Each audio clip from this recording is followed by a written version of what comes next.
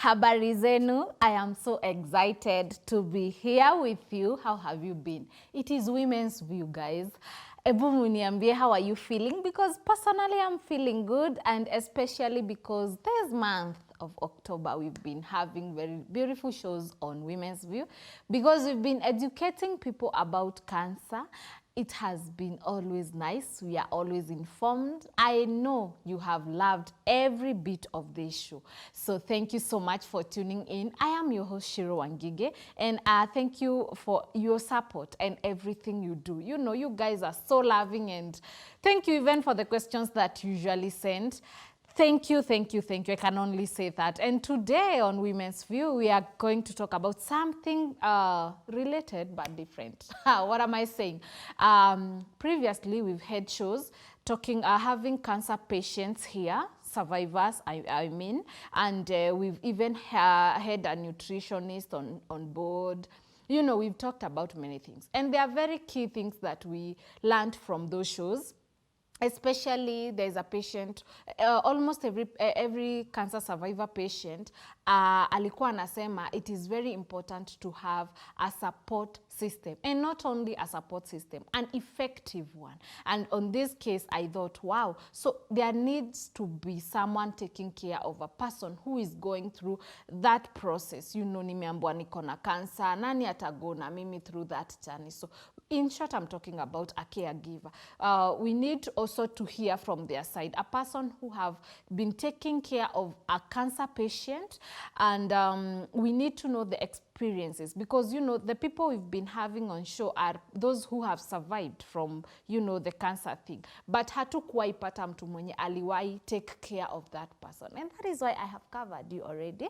And today we are having someone who has been a caregiver to not even one, atatuambia ni wangapi, a cancer patient. And I'm so excited because we are going to know now, to hear from her, the experiences she had when she was taking care of those people, or she has been taking care of those people. So thank you so much for tuning in. I want you to keep up with this conversation.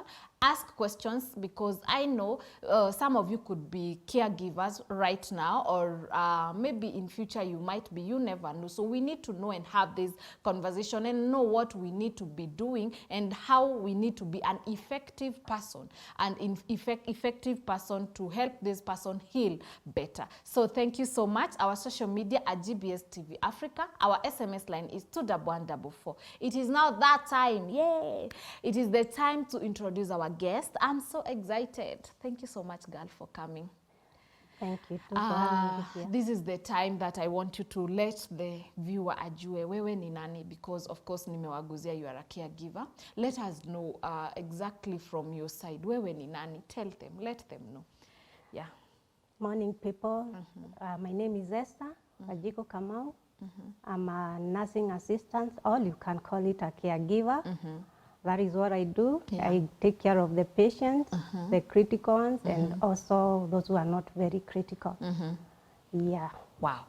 Thank you. Welcome. That's I feel ni kama kazi yote iko kwa hiyo profession. Yeah. Profession yako, but it's a good thing. And first, I love the way you are composed, because I think it's a quality someone needs to see. If a patient sees someone who is composed, anaanza kufeel ni kama ako safe. Yeah. So tell us something about wewe.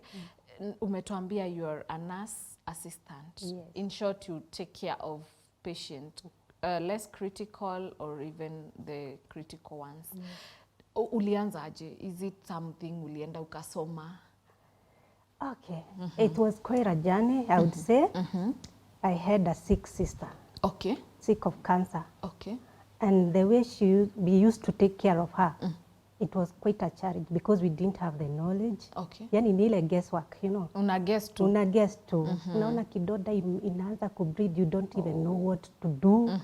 Anakwambia vitu, you don't know how to comfort her. And it was quite a challenge, because kila mtu ako blank, one. Yes.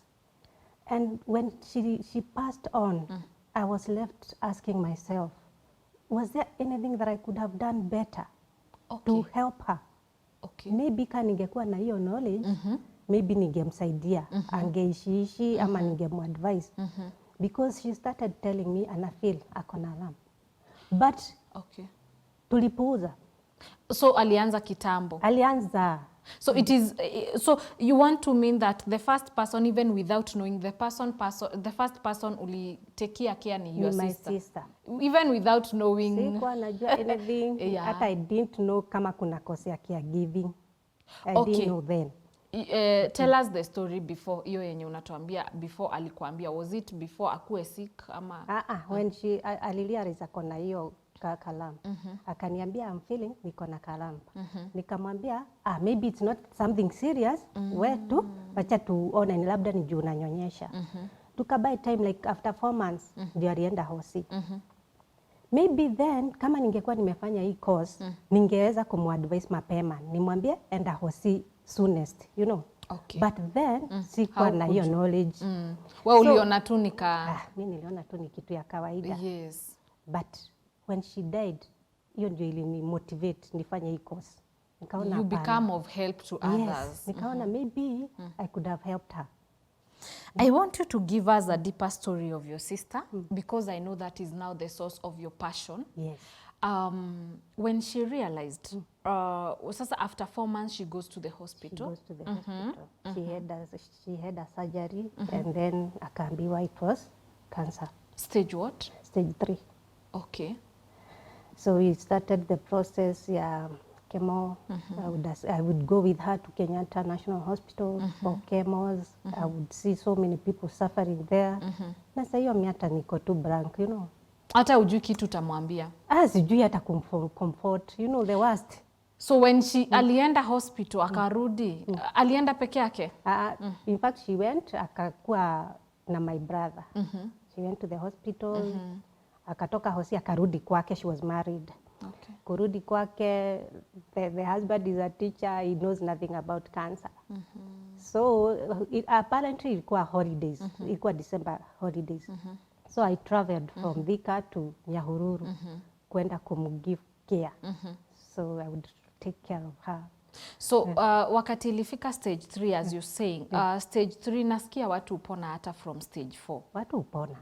Like hata mwenye anaambiwa unajua you count your days, huyo huwa anapona. Yes. So I feel stage 3 according to the doctor ilikuwa kitu inaweza pona ama daktari walisemaje ama hata hakukuwa na hiyo information? Hakukuwa na information because hakukuwa na mtu wa kuuliza information. You know a doctor cannot just give you detailed information kama hujauliza. Oh my God. Atakwambia ni cancer. You have cancer. And when was that? 2015. And I believe 2015 cancer bado ilikuwa ni kama tunafichilia ama utaki kusema sana. So hata hakukuwa na mtu wa kufuatilia story iko stage gani, how serious is that? No one. I think people just panicked. Everyone, my parents. Even her. Akapanic.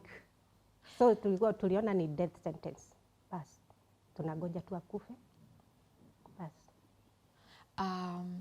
Okay, I nimeanza kufeel why later on after she passed on you felt it's like you didn't have that information. Yes. Because I feel if it were right now, it's not something that should worry her. Unge walk na yeye through vizuri na ange make it. Yes. So now it's after that, does she get sick immediately? What happens? She got sick. Immediately after ameambiwa? After ameambiwa, in fact, hakukaa. Alianza tu kugojeka, becoming weak. Weak sasa. Even the body is the one that inakuwa sick, sio the breast? See of the body. The body was there, but the soul was, I think, ndani. Because nilikuwa namuongelesha na niambia hata ukiona hii mwili, it's empty inside. So unaona already yeye alikuwa ameshakubali amekufa. Yes. So her mind already had died. Yes. I would say that. So she had killed herself even already before time. But that was now because there was no one, even the doctor hakuna mtu alimumotivate, you know, tutapona, we are going to make it. Because I feel, was she going through chemo? She went through chemo. How many? 6. Na ilikuwa inasaidia? The lump ilikuwa ina shrink? Ilitolewa, initially ilitolewa la pakaachwa tu akaachwa na wood, alikuwa na heal. The wood healed. After the wood healed, bado anaenda chemo. She went there for the 6 sessions za chemo, Kenyatta National Hospital. She recovered, aka-improve. Aka-improve kiasi kama 3 months. Then again akaanza kusema venye anasikia ni kama asikii vizuri tena. So she came back to Kenyatta National Hospital. Ndio then wakasema imeanza kuspread to the other major organs. So I think venye alisikia the major organs zimeanza kuguzwa, she lost hope. Na hii time yenye ndio ninauliza, was it according now right now because you have the information, what do you think went wrong then? Because kama hadi alitolewa lump, had not they the doctors hawakuwa wamefanya a good investigation waone ama watatoa, alitoa tu the lump peke yake without matiti Ilitolewa yote, ilitolewa half. Ilikatwa half the breast. Because ikukuwa imespread, it was just that area which was affected. So well, wait a minute, mtu ukatwa half breast? I think so. Because alikuwa amekatwa half. Alikatwa half. Okay, you mean breast yake? Breast yake ilikatwa half. Yes. So and it was bleeding, so so vile sasa ilikatwa half. Now the half had to heal. That was the wound. Yes, like the wound is how now? Like this and like iliachwa a section like imekatwa like almost yote. Na kwa nini wamebakisha kadogo? Sasa mimi sikujua the reason why, because no one asked, you know. And this time, okay, I feel I feel there's just a lot that was not told, because kama okay, sijai feel skia story ya mtu amekatwa matiti half anyway. I think it's a good thing because we'll now ask a daktari when we have a doctor on board. I've never heard of mtu anafanywa surgery anakatwa matiti nusu. I've always heard either inatolewa yote ama anatolewa the kalam peke yake anaachwa na matiti. So in this case ilikuwa half. Yes. Half. Ilikuwa half. In fact, I used to ask her, mbona walikata nusu? Kaniambia hiyo ndio section yenye ilikuwa na cancer. So mi sikushughulika juu I didn't know about cancer so much. I didn't even know anyway. So right now ndio nauliza, kulikuwa na misinformation hapo because mbona ili spread? Walifanya surgery kama already imepita ama ilirika ama ilirioka. Yes, ilirioka. But I tend to think ni kama hiyo cancer already ilikuwa imeshaanza kuguza other parts, ni venye hawakujua that particular time. Yes. I tend to think so. Yes. Okay. So now your sister starts to feel something else? Yes. More pain after now 3 months of healing? Yes. Akaanza kusema anasikia uchungu. Akaanza kushindwa like kubreathe. Especially akienda mahali kuna strong smell. Alikuwa ana struggle, alafu ana cough continuous. Ana cough continuous. So ilikuwa, I think she was suffering. I guess she was suffering a lot. Na hakuwa anaweza kucontrol hata going to the toilet, it was just coming out. You know? Na sasa hiyo hujaiona something like that. So obviously kila mtu ako like she's really dying. Yes.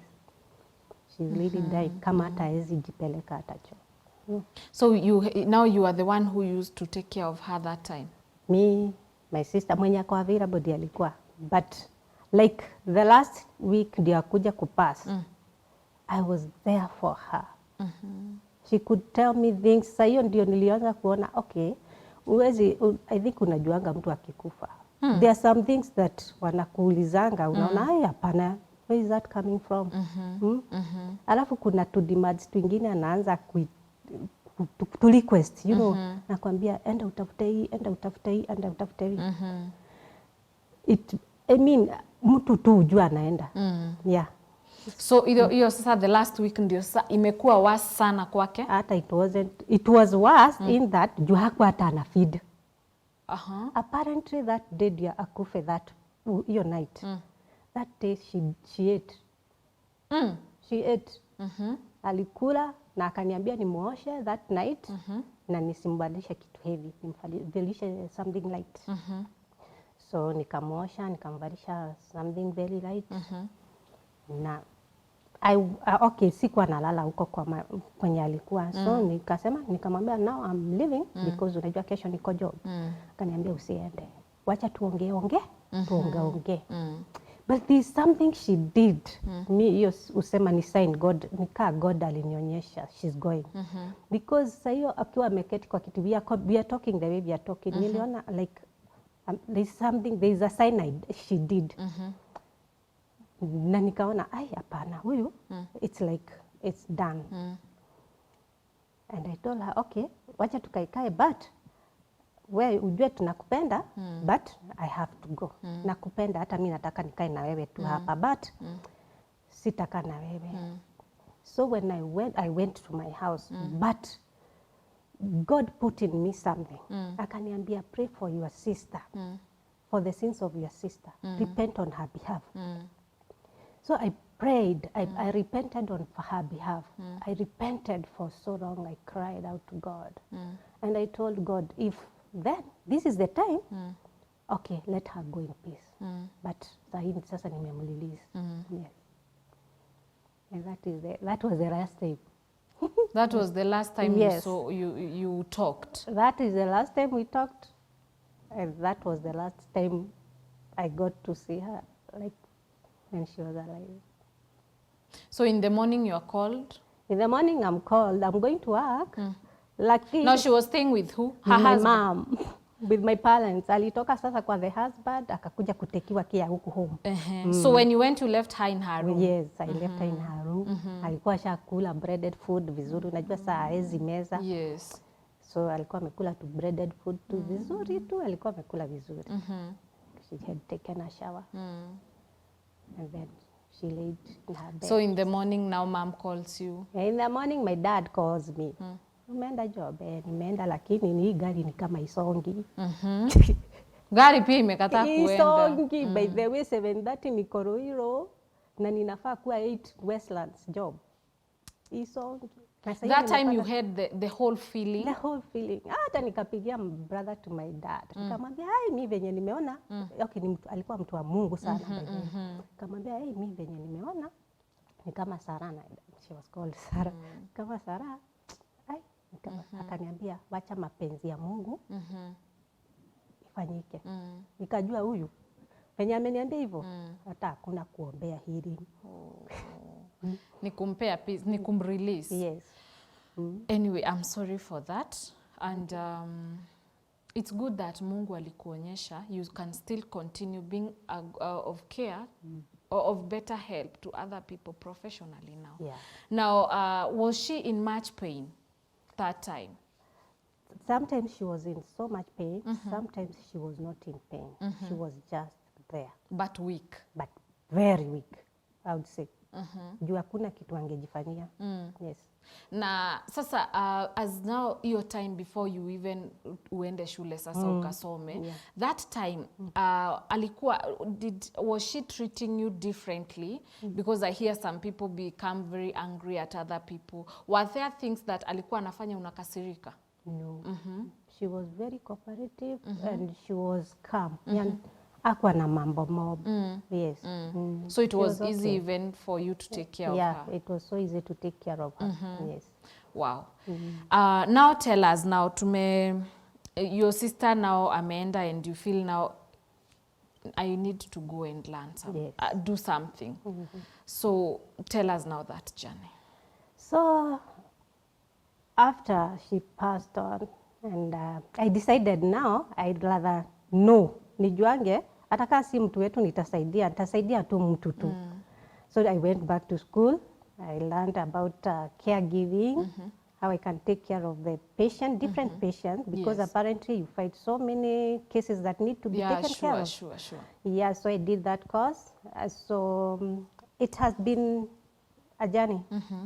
because you get to learn. It's a learning process. Every day unasomanga kitu mpya. Hata ukitoka shule bado uko shule. Uko shule kwa sababu unajua different patients behave differently. Yes, for sure. Yes. Kwa sababu kwa hivyo hata kama umesoma vitabu, umesoma details, hujasoma the actual thing. Yes, hujafanya practical sasa. Ni theory peke yake. Ni theory umesoma. Sasa, anyway, Esther, let's take a very short break. Ndio utueleze sasa, umeshamaliza kusoma sasa utuambie practical yako vile imekuwa. Na after sasa you took care of your sister na akapass. Did you get to take care of another patient? Tukuje tujue. So thank you so much my viewer for watching. Let's take a very short break and then we'll be back. Thank you.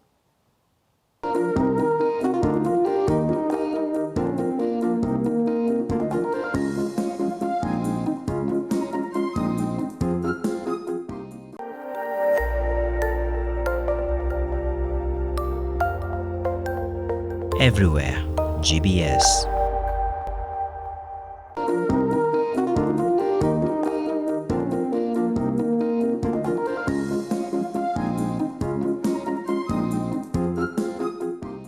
Thank you so much, my viewer, and welcome back. Today we are having a rather an emotional story because it's someone talking about her own sister. You know, it's not easy when you talk about someone you really loved and they left. But I am also inspired in that story because it is through that experience that Esther got or maybe decided, this is what I'm going to do. I'm going to go in a school. I'm going to learn about being a good caregiver and I will help someone, even if it's not mine. Yes, she was not able to give her sister the best care, but she decided to go to school, learn better, and become of help to the society. And that way she feels good. She feels, you know, now I can give the best care. I can even teach other people to do good care, to take good care to their patients. And tumefika a place that Esther lost her sister from cancer, and she has now decided to go to school. And she says every day is a learning process. Yes, alimalizana na theory ya shule, but now she's now doing the practical one, taking care of those patients. And she's telling us it's not easy, but it is a learning process. Let us now hear kulienda aje. Has she been taking care of those patients well? Maisha yake imekuaje? So thank you so much for tuning in. We've been talking about cancer awareness this month, and today in this show we are having someone who is a caregiver taking care of those cancer patients or even other patients. So thank you so much for tuning in. Keep up with this good conversation. On our social media handle, we are GBS TV Africa. Our SMS line is 21144. So Esther, thank you so much for sharing your story. I know it's emotional, but it is from that we can now understand why you decided to take the profession, you know, to go to school. And now you're done with your school, you're outside. Yes. Nsa tuambie. Yeah, now, after the school, you are allocated to patient. In a hospital or at home? It can be in a hospital or at home. So your first experience was where? My first experience was in the hospital. There was a man. He was a man. And that man was very wealthy, very, very wealthy. But so he was getting the proper treatment, I would say, according to the hospital and according to, you know, every hospital has its values. Yes. And they want to deliver them the best to that patient. So that patient came and we were taking good care of her, although the patient had stayed in the hospital for around like a whole month. He was there being treated, and but he used to complain a lot, and he was very uncooperative. Very uncooperative. Hakuwa anataka kukunywa dawa. Alafu, you know, with the cancer patient, there is a stage that inafika, you have to give total care. Total care in that, from kumosha, kumfeed, kila kitu, yani basically na unamfanyia. Kama mtoto sasa. Kama mtoto, ni kama mtu anarudi kama mtoi kabisa. So unaenda kumosha, ndio huyo kwa mateke, anakupiga mateke. Okay. Hataki kucooperate. kwa madawa mpaka inabidi saa zingine you crush those medicine, you put those medicine kwa food. Kwa sababu hataki give up ama ame give up kabisa. Anaona hizi dawa hazimsaidii. Anaona hata ninakunywa ya nini? Nishakufa. Anagojea tu kukufa. I remember that day, ilikuwa on a Sunday. That patient alisema nipatie papers, writing false cap like, and he wrote a lot of stuff. To different people. Different people akaeka kwa bahasha, akastepo yani. Na akaandika majina. Kwa mwenye anaandikia anaandika jina na mwandikia. Anaandika jina kwa kila mwenye ameandikia. Na akazieka kwa draw. But kabla hata afike kuandika hizo barua, yani there is that process, unajaribu kumuongelesha, unamuongelesha, trying to show them there is life. You know, having cancer is not a death sentence. It's not. We've been saying that. It's not. Yes. There is hope. A lot of hope. And people have recovered from the worst stages. Yes. Others have different types of cancer. Like there's a lady who we had here and she was saying there's a friend of hers who suffered from 4 types of cancer. Na ako sawa, sahi ako poa tu kabisa. So you mean it's not about the cancer that kills someone, it's your mind? It's like your mind. Juu, venye una feed the negative thoughts that una feed your mind, hiyo ndio inakuanga. Ndio ina spread kwa mwili. Si ugonjwa by the way. Ugonjwa hayui. Si ugonjwa inakuanga, ni mind. Already umesha feed your mind with negative thoughts. After all, nitakufa tu. So now your body starts to... your mind in a send signal. Yes, in a send signal to the rest of the part of the body. Unaanza pole, unaanza kuwear out. Pole tu. So Esther, there's that very important point that I also want to ask, and to emphasize. You mean our minds can kill us even before our time?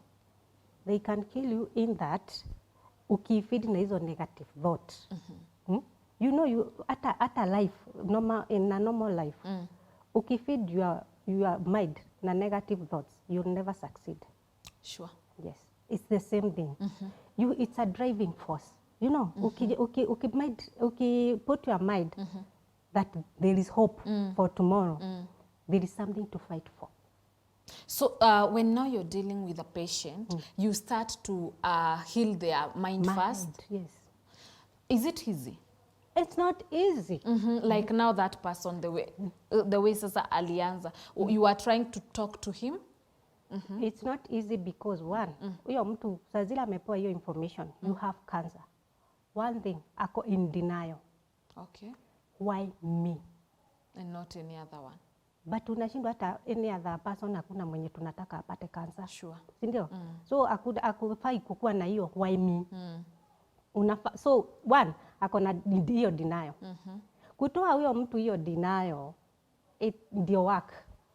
Hapo ndio kazi sasa. Ndio job iko. Umuonyeshe it is there, yes, but it's not the last thing. As in, hiyo sio the end of the world. Yes, sure. Yes. You can still live many more years. Yes. Yes. And not only the patient, unafaa kuongelesha.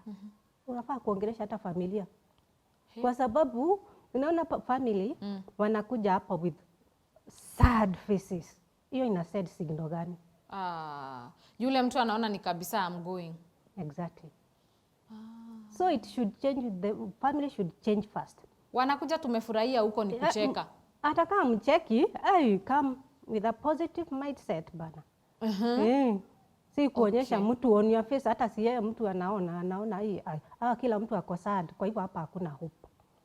Nasikia kuna mtu alikuwa anasema alikuwaga na brother yake mwenye alikuwa ameambiwa ako paralyzed. So she's a lady. Alikuwa every time akiingia kwa hiyo order ambia nasikia ati hata uliamuka usiku ukaenda kwa choo wewe, na tukikuja hapa unakaa amka uende. You know, and then anakuwa na energy akiingia kwa hiyo nini ni kama kumfurahisha, you know, exactly. Like bringing another energy inside. Yes. So and then she was saying slowly brother yake akakuja kujua kumbe naweza tembea. You know, kumbe naweza. So akaanza kufeed mind yake ninaweza Naweza, tembea. yes. So from the sister akampitishia we unatembea. Anakuja tu anamwambia ebu amka tuende. Anamshikilia tu hata saa ingine aendi mahali, you know. But later on the brother walked. And alikuwa anasema it is from this crazy sister of mine that I got the energy and also I fed my mind that kumbe ninaweza, you know, my sister sees me ninatembea. And hata alikuwa anasema hata nilikuwa naota unatembea huku ukikuja hadi kwa nyumba yangu. So nimekuja tuende home. Yeah. Ebu park we go. You know? Exactly. So I feel Yeah. now, it's the mind. It's the mind because unaona kama huyo sister kwenye umepeana example kama Yes. angekuja hapo akimwonyesha you will never walk, it will never be the same again, angetembea. Angetembea. Wacha nikuambie something out of topic kidogo. Yes, yes. Right now as we talk, my dad is going through radiotherapy at Kenyatta Referral Hospital. Ako session ya 23 right now today. Do you know, like the way I talk to my dad, hata ninamuonyesha ni kama hakuna kitu. Naenda Alikuwa tunacheka. diagnosed with cancer yes, pia? He has cancer. Na namuongelesha like there is nothing. Like mpaka tuna joke about it, we are laughing about it. My dad, even he drives himself to that hospital every day. Lakini I had to work on his mindset kumwonyesha it's not a death sentence. Mpaka namtafutia people wenye wamepona namwambia si baba fulani mtu najua yani wa huko home. Namwambia si baba fulani alikuwa na hii ugonjwa na alipona. Hebu talk to him usikie experience yake. Sasa hii hata niana nikuja kunitafuta kuniambia kai korwarale guku. You know, sorry. Yeah, anyway, kwani kugojeka ni kukufa. Yes. I understand. You know? Yes. So it's all start with the mind. Yes. So you talked to him. I think Okay. that's also another story tunagojea kusikia towards the end of it. Now tell us, this particular patient mwenye aliandika nini? So you were telling us something that before he wrote that previously alikuwa anakuambia kitu? Okay.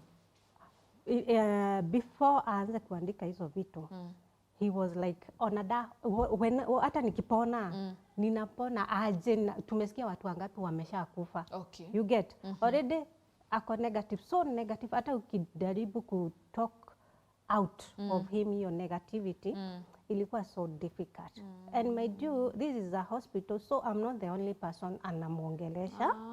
Anaongeleshwa na so many people, anaongeleshwa na the doctors, anaongeleshwa na therapists, anaongeleshwa na so many people are talking. Because Kwani alikuwa stage gani yenye alikuwa anaona arudi?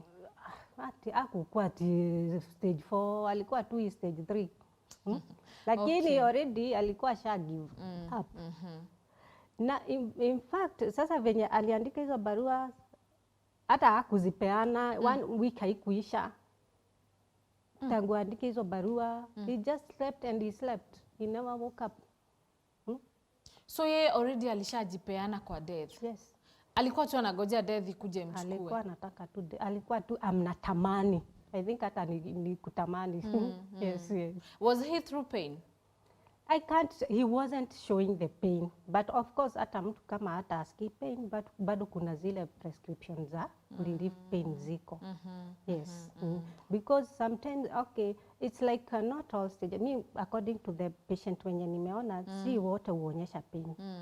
Kuna wenye huonyesha pain na kuna wenye like they are just there. Ama they are fighting the pain. Yes. So did you get to read the things he wrote? No, those were for the family members. Oh, so it's private. Yeah, it was for the Did family he tell members. you what to do with them? Aliziaka tu hapo hivyo. Ndio siku yenye atakufa, si zitapatiwa obvious when you are dispatching vitu za huyo patient unapeana mpaka hizo barua. So hakuna mtu hata alijua what alikuwa ameandika apart from the individuals? I think I guess alikuwa amejigawa already. Yes. Okay. So now, did you give us an experience? Did you ever take care of a person mwenye alipona is living right now? Yes. That patient, mtu mwenye anapona anakuanga very, very cooperative. Mostly. Si kama huyu mwingine stubborn. Huyu patient at least mlikuwa mna walk the journey together. Venye tuliongea kuhusu like kumtoa hiyo denial, alikubali na family pia walikubali, so even the family members walikuwa wanamuongelesha, yani hawakumset aside. Unajua the mistake we also do is mgonjwa mtu akigojeka cancer, mnaanza isolate kwa mambo nyingi mna discuss. So our family walikuwa mnamu incorporate, wakidiscuss kitu ako hapo. It's like nothing happened. It is like nothing has happened, you know. So hata yeye alikuwa anaona I'm still part of this family. And I'm still living, I'm doing my duties, you know, I'm being involved in family things. So you want to mean family is key?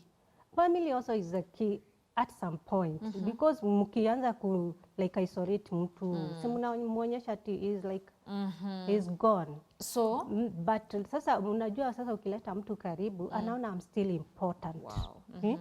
You know, another thing with this with a critical patient, huyu tuseme kama patient wa cancer, anaanza kujiblame. Am I a failure in life? You know, am I a failure? But saa zile umemleta karibu anaona I'm still important in this family. So this patient was very cooperative. Kukunywa dawa, mpaka alikuwa anakuuliza unaona tunaendelea aje? Wow. Do you think of course unampea hope. Namwambia with God everything is possible. Na hakuna kitu so big that God cannot even do. So you wake your mind positively, put your faith alive. Wow. Akapona. Alipona, lakini although he was in stage 2, but he fought. But I know it's not easy. It's stage not 1, easy. stage 2. Yes. Someone said that hakuna stages. It's not about stages. It's about your mind. It's about your mind. Wow. Thank you so much, Esther. Let's take another short break. Tukuje, tujue now, if you're okay, telling us about your dad also. And then tujue, we also need to know how to be taken care of. Even if I've not gone to school, how can I be of help? You need to advise those people the qualities of a good caregiver. So let's take a short break. Thank you.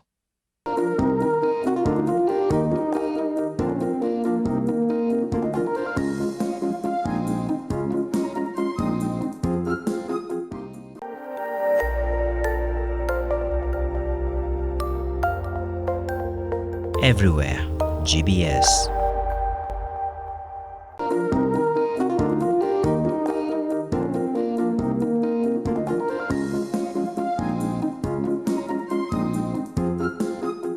Welcome back, my viewer. Thank you so much for tuning in. Thank you for your comments. There are very many comments that I'm receiving, and thank you so much for appreciating the discussion we are having. Especially everyone is so thankful that I brought Esther here, and of course others, watu wengi wanasema pole for your sister, but also encouraged because now you're helping the society at large. So thank you so much, my viewer. And I want Esther to continue with this story and also touch a bit story of her dad, because I feel dad ana inspire watu, anaweza inspire mtu sahi, one of my viewer, to help themselves or relatives, friends, or someone else. So now your patient amepona. Yeah, after sometime my patient akaanza kuimprove vizuri tu, and apparently mtu mwenye hata anatembea akaanza walk around the compound. You know, it was so motivating seeing him walk and seeing the progress every day. You know, that is a fulfilling thing, you know. So he eventually alipona, and we are very grateful to God, because hata kama kuna medication, still God anapatia hiyo mtu the strength to carry on. Every day is a healing process with God. So alipona, and we are grateful to God.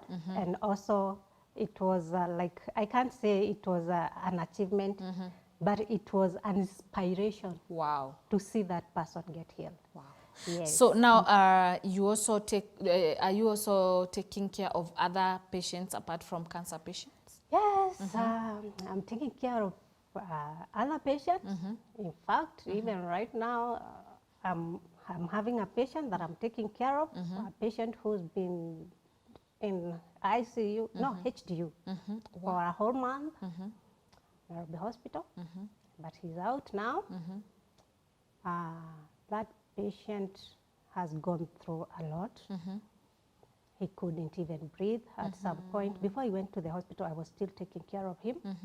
And I remember one night, he was just, couldn't breathe at all.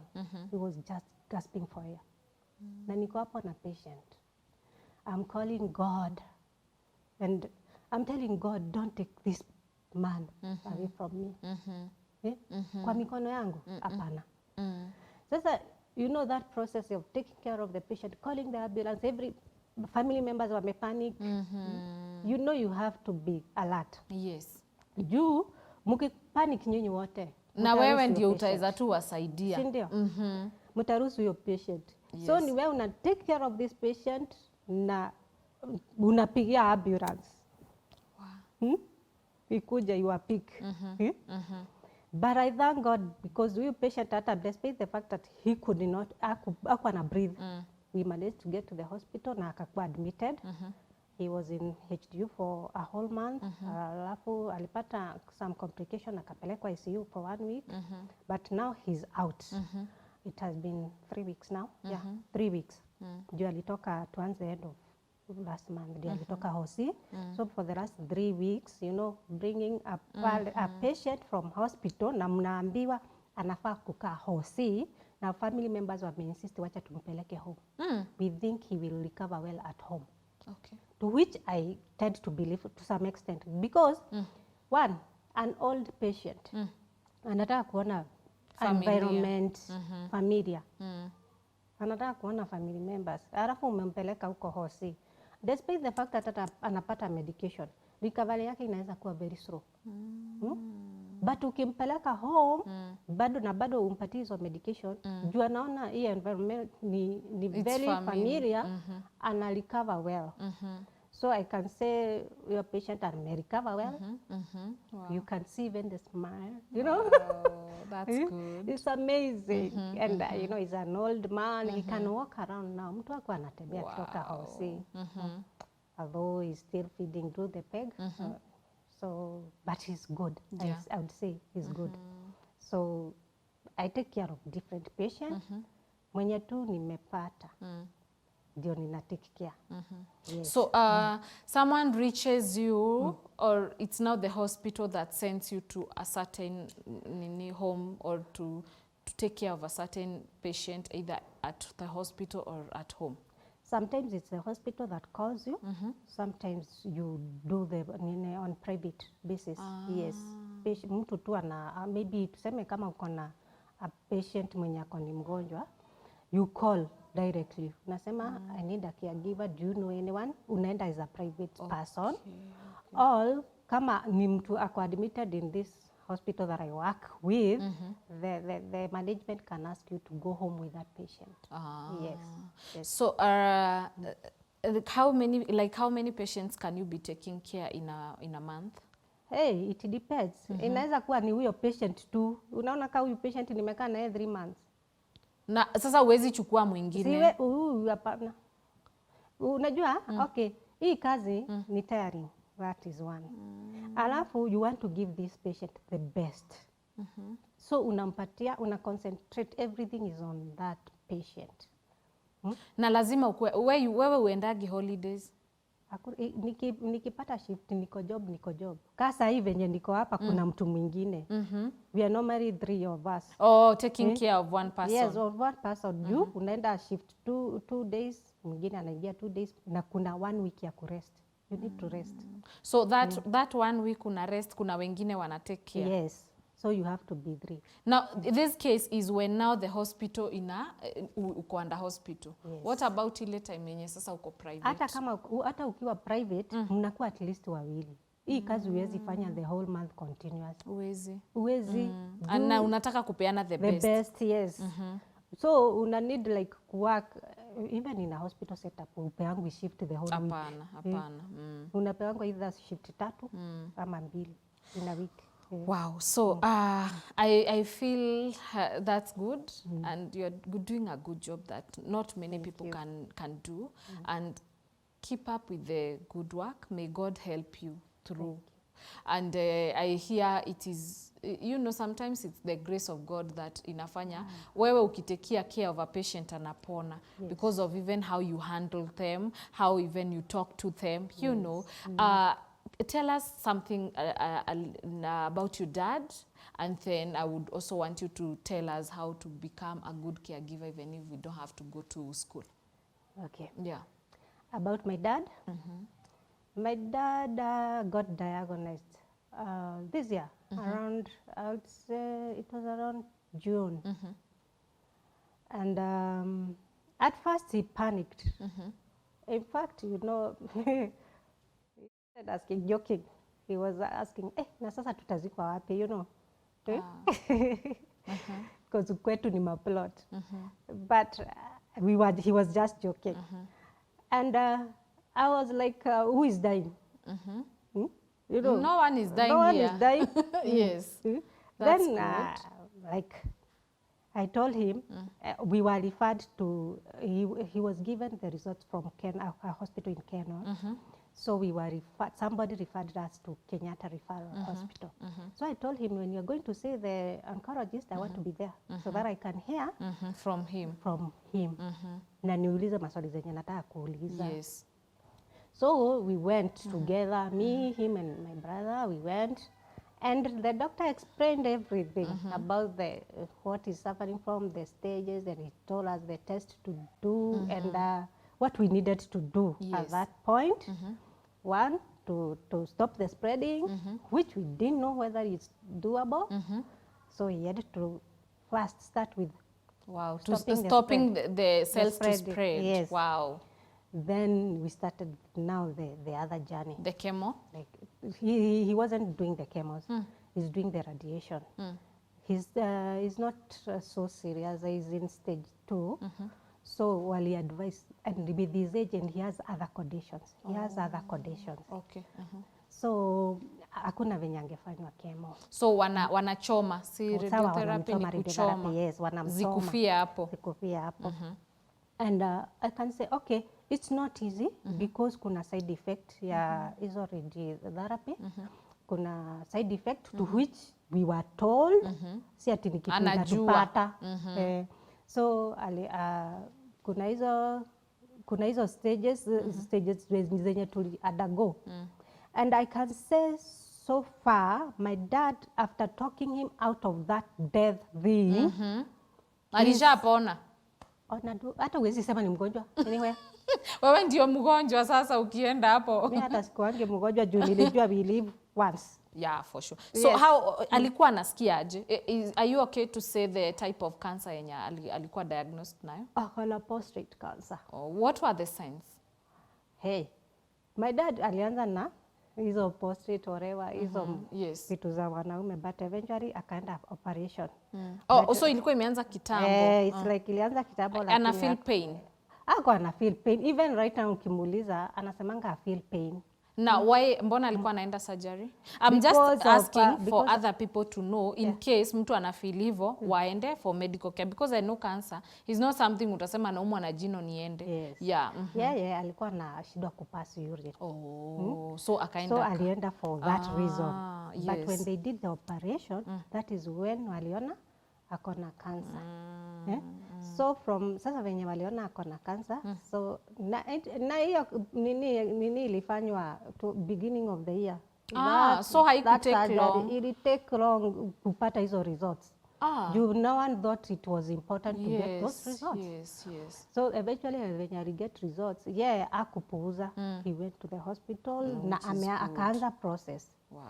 And he's so positive such that hata huwezi jua ni mgonjwa because he even drives himself for those sessions. That is the most amazing thing. Huyo mtu anaishi forever. And so because of time, I wanted you to tell us something about and of course your dad is living and of course with you around lazima aishi, hana option.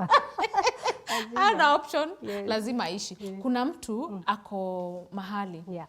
hajui, ni kama wewe the first time you were giving care to your sister. Ako blank na haezi make kuenda shule. Ebu tupe qualifications ama qualities zenye mtu akiwa caregiver anafaa kuwa nazo. Okay, thank you. One, if you want to give the best care to a patient, go to their level first. That is, be empathetic but not sympathetic, you know. Ukue kwa kiwango that you are feeling their pain, hata kama we feel kabisa. You feel it? Yes. You use the energy around Yes. and we feel. We feel. And then usiacha kuonyesha huyo patient ni mgonjwa. Hakuna woye. Usiweye the patient because you are making them even more sick. Alafu be patient with that patient. Ukue patient, yani unamsikiza, reason with that person. Usimpe tu vitu zako. Let them talk out. Yes, let them make the decision. Unataka kukula nini leo? Okay, Nikikutengenezea kitu fulani ni sawa? Wow. Unataka tutembee wapi leo? Unataka kuvaa nguo gani leo? Nikikuvalisha hii ama hii ni gani unataka? You know? Huyo mtu lazima atapona. Kama hivyo ndivyo huwa unawaambia, huyo mtu alishapona. Yes. You do not make decisions. Don't make decisions for them because you are making them feel useless. Okay. Yes. And what about anger? Anger. If tuseme for instance a patient amekuwa so angry with you, leave them in a safe place, take a walk na uko nyuma kidogo, breathe in out, And then relax kidogo, alafu sasa ukuja na different approach. Yes, because approach matters. The way you approach a patient matters a lot. Like ukiingia kwa tuseme kwa ule mtu stubborn sana ama anyone, ukiingia kwa hiyo room, how do you start? Hebu tuambie. Unamgreet with their na jina yake. Hi so and so, how was your night? I hope you slept well. My name is so and so. Mimi yesterday mimi tutashinda na wewe leo. Sawa? So sawa, ukimuuliza sawa, hakuna venye patient atasema hapana. Atasema tu. Sawa? So everything ukimwongelesha, ukiuliza na ukimalizia na hiyo statement. Sawa? Ni very ni gumu sana hiyo patient aseme hapana. Atafanya tu. Esther, our time imeisha.